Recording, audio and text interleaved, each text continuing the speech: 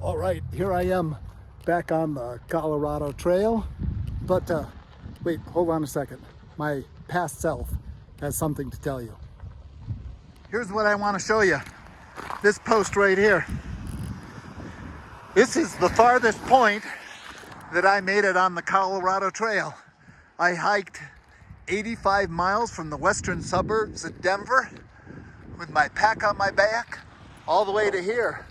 Well, as you might have noticed, this place looks nothing like that place. There's no stoplight. There's no walk button to cross the highway. There's no Copper Mountain Ski Resort. Well, there's a reason for that. It's because the next section I should be hiking is section 8. But this is section 9. So what am I doing here? Well, section 9 is 25 miles long. So that's a hell of a section to warm up on for the first one of the year. And second of all, it has a lot of miles above 12,000 feet. And there's still a heck of a lot of snow up there. So once again, the romantic idea of getting on the trail and just hiking kind of goes down the tubes, or even hiking the trail sequentially goes down the tubes. Because really, for my first section of the year, to go that far, that long, that high, and there's a whole bunch of ugly, nasty snow, makes more sense to be hiking this section.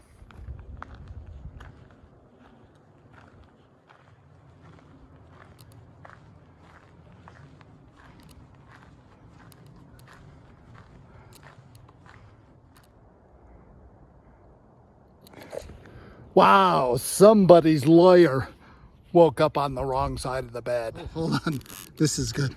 Oh my God. Conditions of consistency of terrain, forest growth, rocks, stumps, waterways, stream beds, cliffs, extreme terrain, trees, wildlife. Oh my God.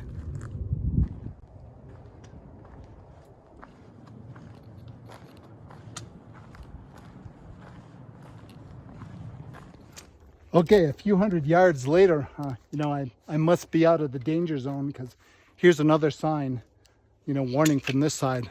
So I think from here on out, I really shouldn't expect to see any more rocks or stumps. I should be good.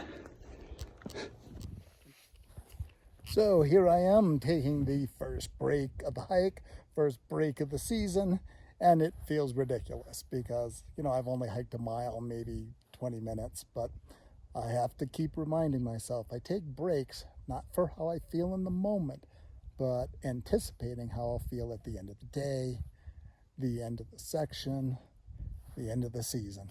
So here we go.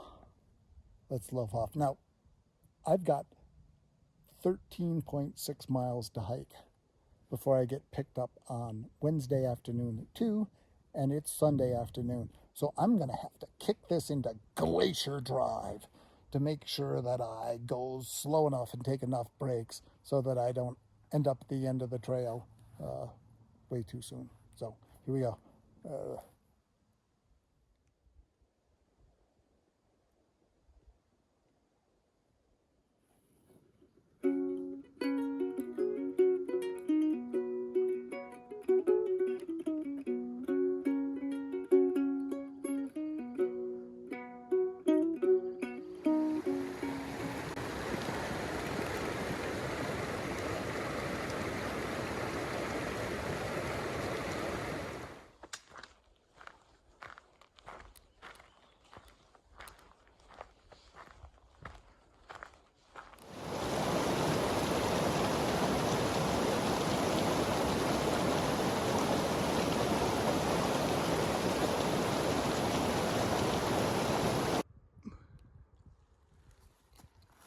So here I am at Camp 1.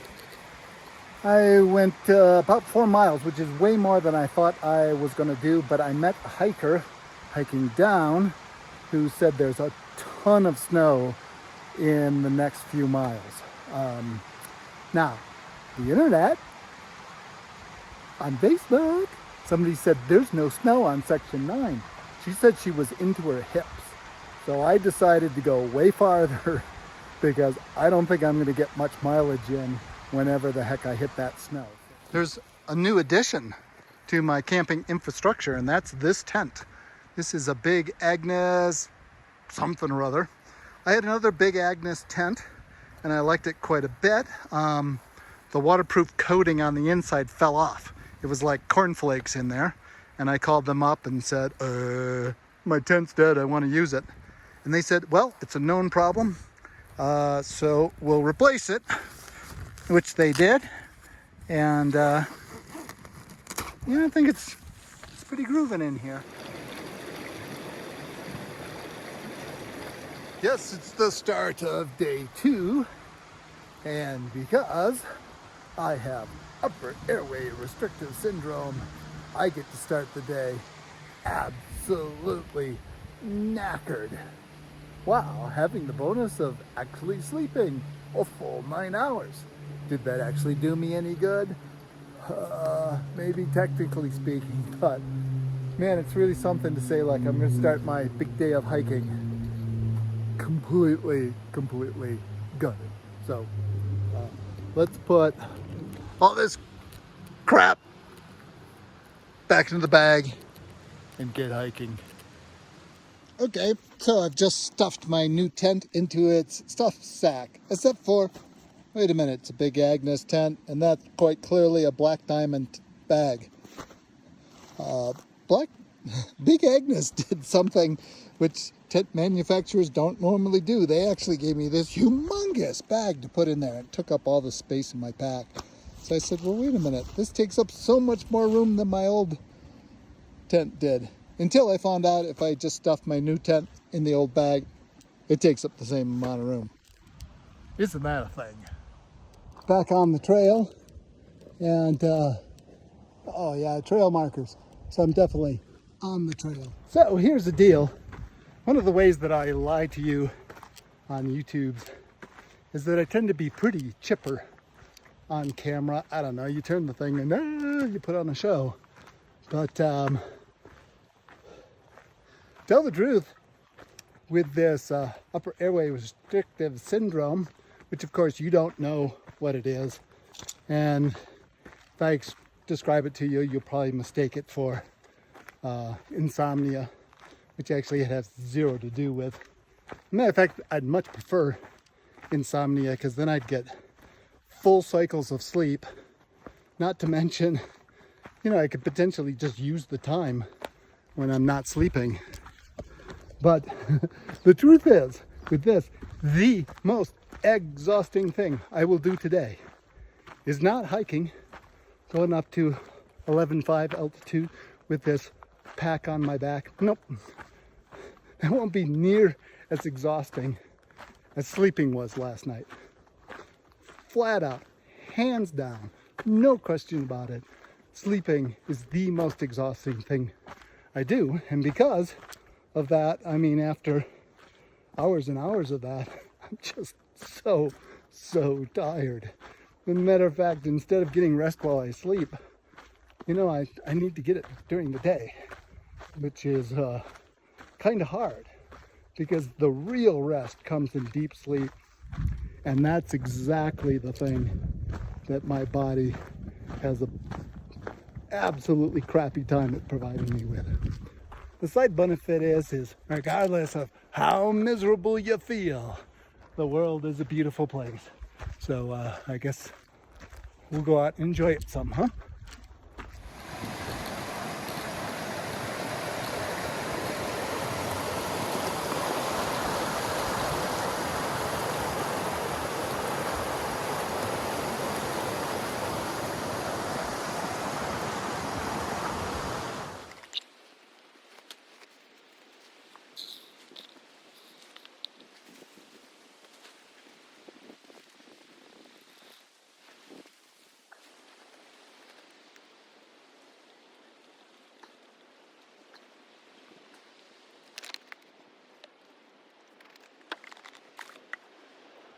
Well, so this is rest break 2 of day 2, and once again using Glacial mode.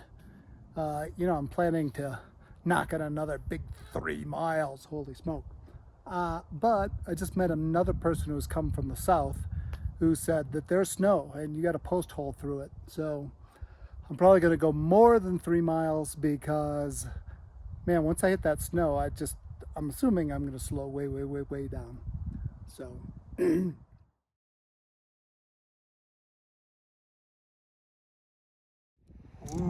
it looks like we're starting to get into the big country. I got only 700 feet to go on this trail, so I must not be going over that ridge, but I guess we'll find out. Okay, I'm just about to break 11,000 feet, but because we're in glacier mode, we can stop here by the creek and cool off our feet. When I mean cool off, I mean instantaneously freeze your feet off until they're painfully numb.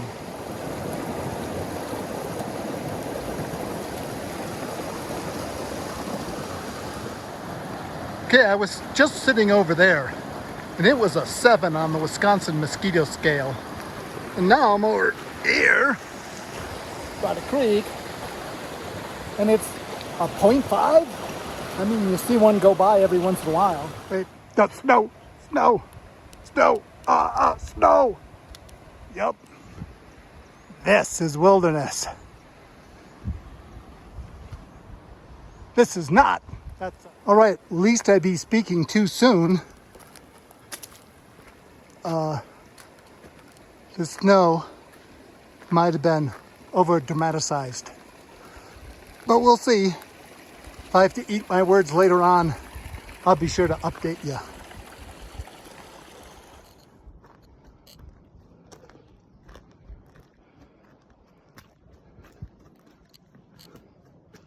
So here's the deal. If you drive up to the trailhead and walk a mile down the trail, don't go home and get on Facebook and say, oh, there's no snow on section 9. Because if you haven't hiked the whole thing, you have no clue as to what's going on. Now this isn't too bad, but this is snow and this is post tolling. This is certainly not no snow like your silly pictures that you posted.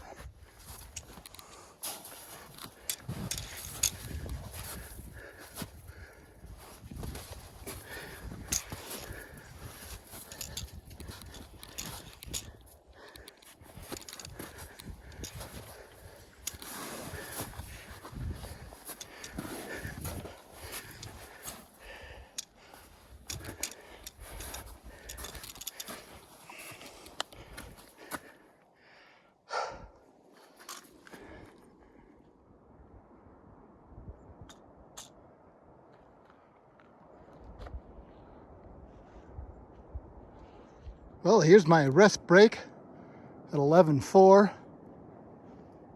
And I can see all the way back in the distance, that's section 8 that I skipped.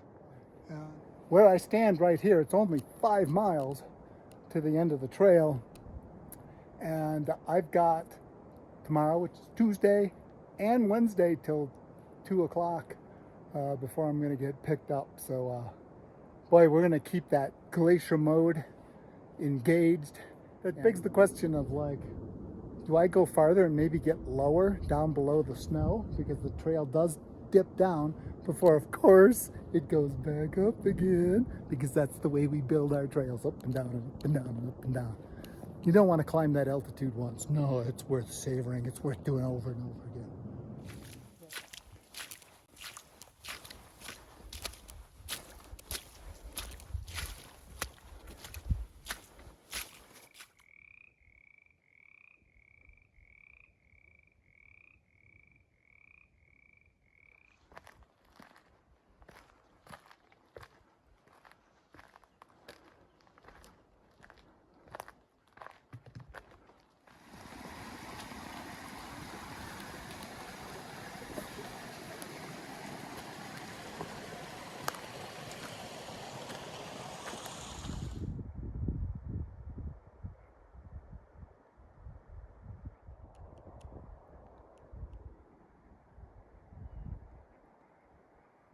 Well, this is camp 3, and this is the morning of day 3, and I had actually started packing up. And then I started looking up into the sky. And I mean, we definitely have at least Virga there, if not rain. And then I thought to myself, what sense would it make to start hiking, get rained on, get all wet, when I can just climb back into the tent and wait it out. So I could potentially spend the entire day in this tent and still make it in time to get picked up. Okay, it's looking pretty sunny in here. So when it comes to weather, you can make your assessment, but what do you do after that? You reassess.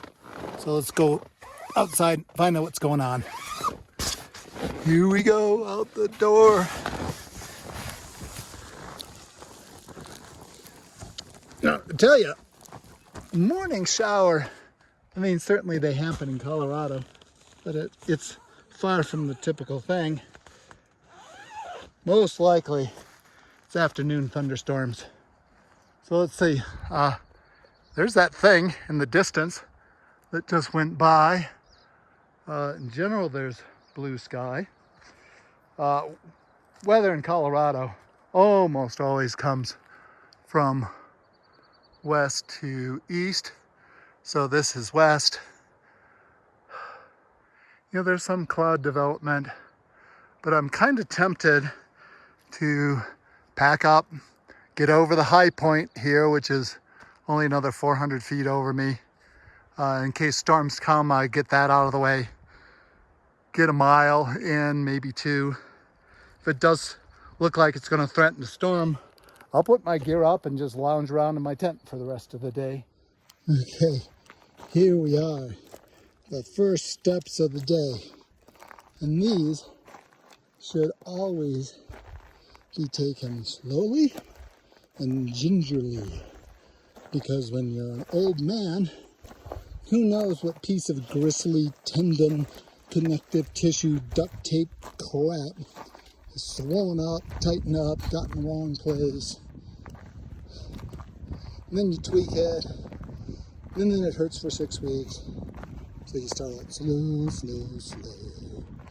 Reassessment of the weather is there's a lot of cloud development early. Bottoms of the clouds are dark already. That means I get my hiking in early, and I set up my camp early, because afternoon thunderstorms are a severe possibility. Okay, I left the trail about 100 feet down there. That's because this great big glob of snow completely buries a couple of switchbacks. I have no idea where the trail actually is, but lucky for me, you know, here's a corner, so I can get back on here. But if it sends me right back into the snow patch, I might have to bushwhack some more. So once again, getting back to that guy on the internet who said, it's clear as snow. Yeah, it's not even vaguely.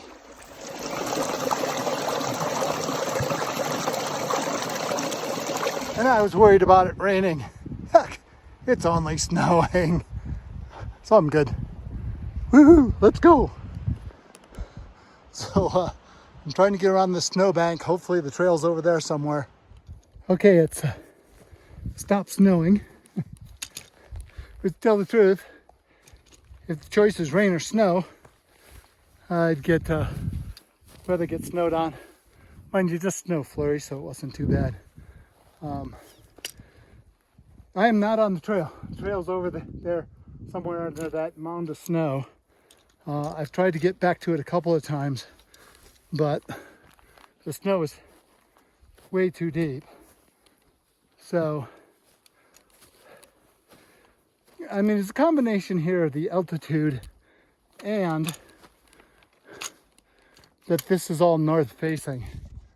So, lucky for me, I do have a GPS on the phone with the way. So, yeah, over there. somewhere. Well, here I am at my personal high point for section 9. And why do I say personal? Because I'm actually 100 feet higher than the trail goes. The trail probably went through this little saddle over there. So I checked my GPS and it does look like I am both west and higher than the trail. I just went where it was clear that I could get around these snow patches. I mean, some of them that were directly in the sun were so soft, you know, I'd sink way past my knee. So anyway, here we go. Play the Sound of Music song, look at the big vista, and let's go back and see if we can find the trail. Now I do have a GPS map on my phone, and the current game I'm playing is make the pointy arrow get close to the blue line. So I'm gonna fire that up again and take a look. Somebody failed their How to Behave in the Wilderness class. Putz. Oh, and the pointy arrow must be getting really close to the blue line, but I need neither at this point because there's the trail. And this, as it turns out, is the high point of the trail. I mean, the trail's high point. Not my high point, which was much more biglier up there, full 100 feet higher. It's basically downhill for the next 4.5 miles. There's one, of course, there's got to be one uphill section because you can't be a trail maker, get your trail maker badge without making the trail go up and down, up and down, up and down. So I was having a thought while I was bushwhacking out there, like one, how much trouble was I really in? Well, I knew I was in a loop of the trail. So if I kept going east and south to any point, I would have to intersect the trail. Not that, but I was thinking, you know, I'm following an app on the phone. You know, it's GPS based, so I don't have to have stupid cell phone signal. And I'm thinking, like, should I really be dependent on that? And I thought to myself, well, not, because I have a copy of the topo map of this trail too. And then I thought, hey, Einstein, where is that copy of that? Oh, it's on my phone too. And it's one of these stupid things us human beings have done in this age is, I've got a smartphone. I'll put absolutely everything that's essential to my life on the phone. So you lose your phone, what are you? Oh, completely screwed. I'm reminded that even though I'm in a wilderness area, there are trail markers. And good on whoever got up there and put that one up there.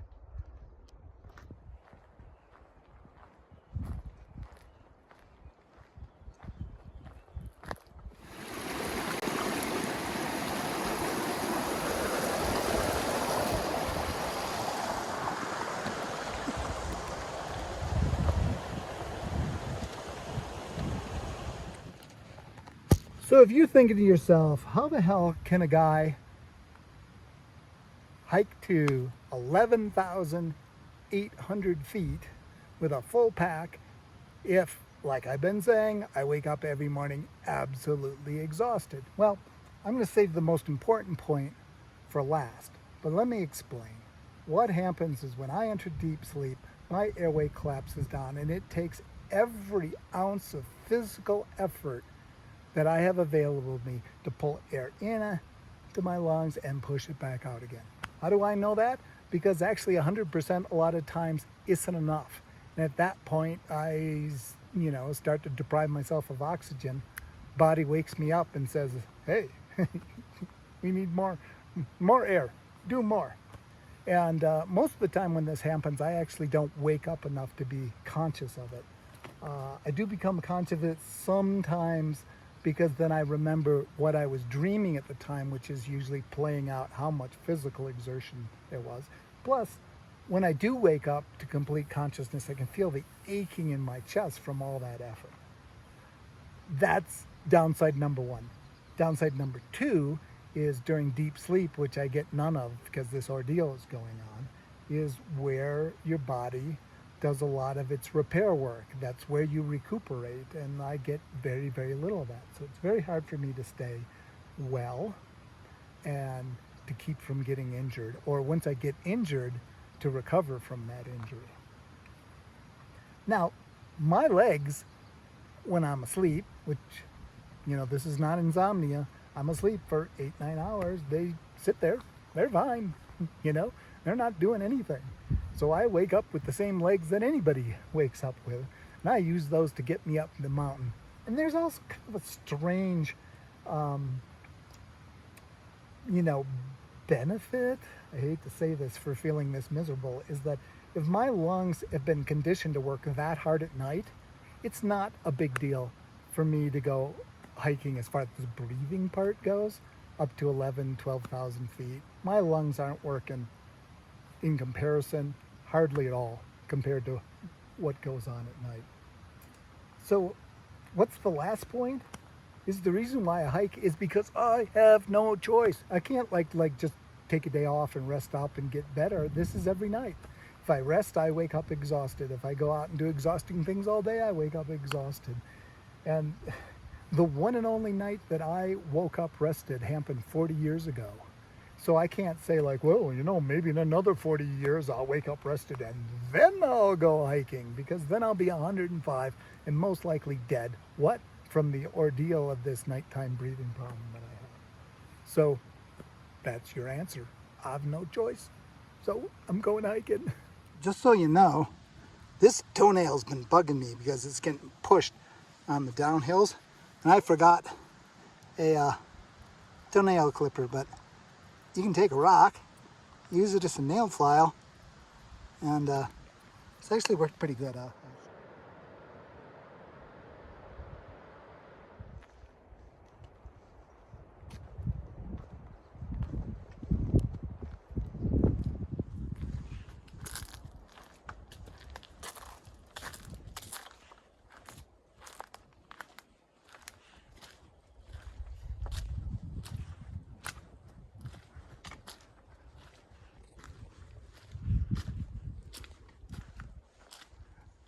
Well, here's the final climb of this section.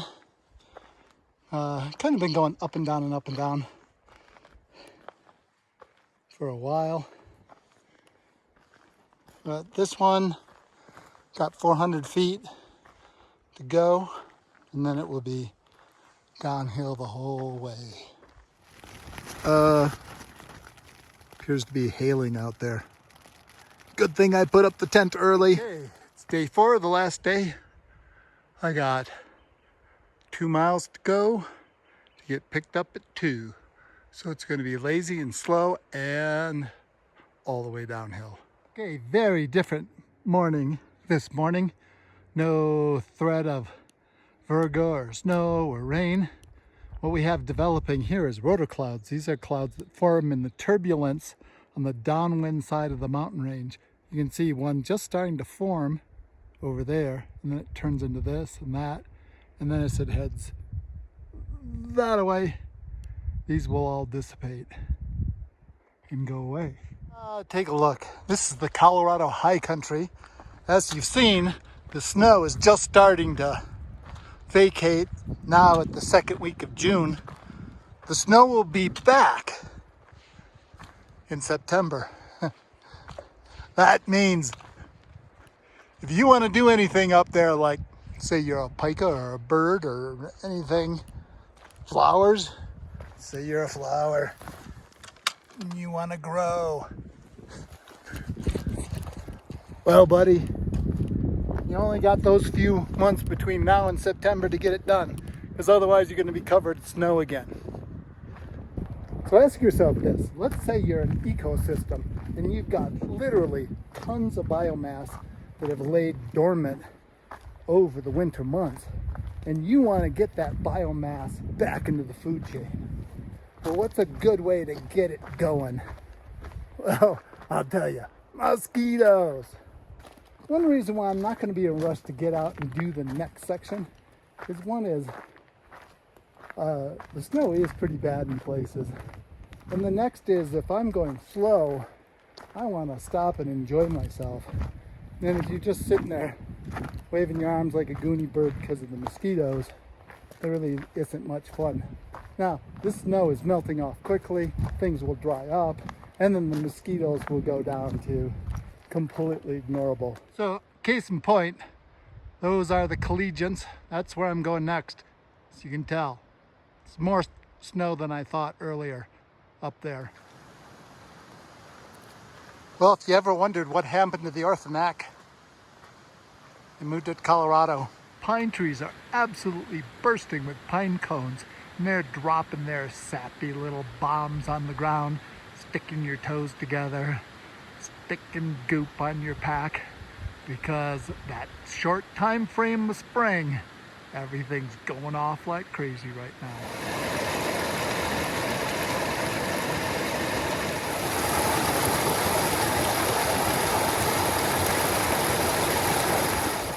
Okay, once again, I'm about to get off trail, and I'm bringing back well over 50% of the food that I brought with me. And you know, it's kind of odd because here I am hiking on the trail like yesterday. It's like, okay, we've just climbed up to 11,000, 7,000 feet, and then we go down, we climb back up to 11,400 feet. We got a full pack on. Don't you want some food? It's like, no, I'm fine. It's like, really? I mean, we've been hiking all day. You want some food? It's like, I don't know what the hell's going on, but my hunger switch just gets turned off. Well, if we compare that to me being back home, I'll be going like, oh my God, it's 1 o'clock and you've only eaten 3 pizzas and 12 hamburgers. I'm starving to death. Oh my God, I'm gonna die. I have so much hunger. Hunger. Let's go eat 12 burritos. Okay, I can definitely tell that I've lost a lot of altitude. I'm down below where the snow is melted. It's all dry here. The air's thicker. That's compared to the higher altitudes where, you know, there was dampness and bugs and patches of snow here and there, little impromptu streams making their way down the mountainside.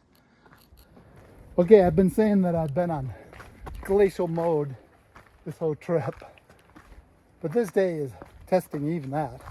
I mean, I only had 2 miles to start with, and by 10 o'clock, it was only 1.7 miles. And I got all the way to 2 before I'm gonna get picked up by the big white pickup truck. Okay, look closely at the scenery around us. We're gonna go through a monumental change. It's coming up right here, right here. Are you ready? Are you ready? Are you ready? Are you ready? Oh, yeah. We're not in the wilderness anymore. Definitely not wilderness. Nope. I know. Because the sign says so.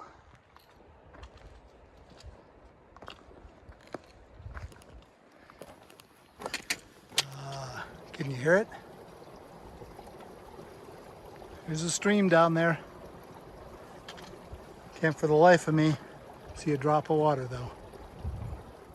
I think that the story of this trip is this foot. That one right there. That's the one that I dropped my motorcycle on, that I tried to rip off on a snowboard binding once upon a time.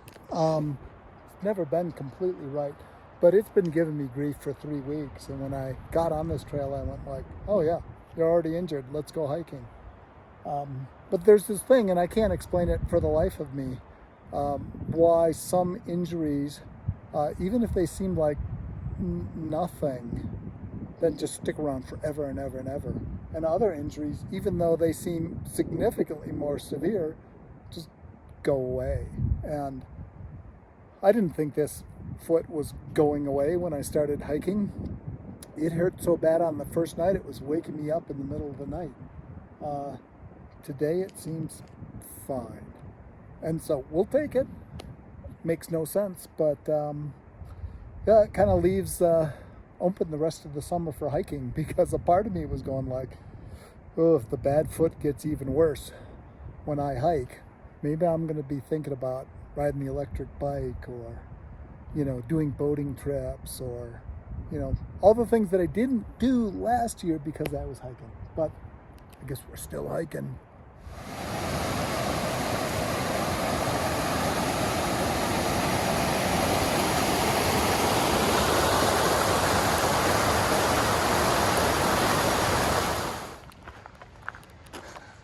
All right, guys, this is the start of section 10. So the question of the day is, when you see me next on the YouTubes, will I be here or will I go and back and pick up section 8? I don't know, so stay tuned to find out. Look at, guys, it's the big white pickup truck. I'm out of here.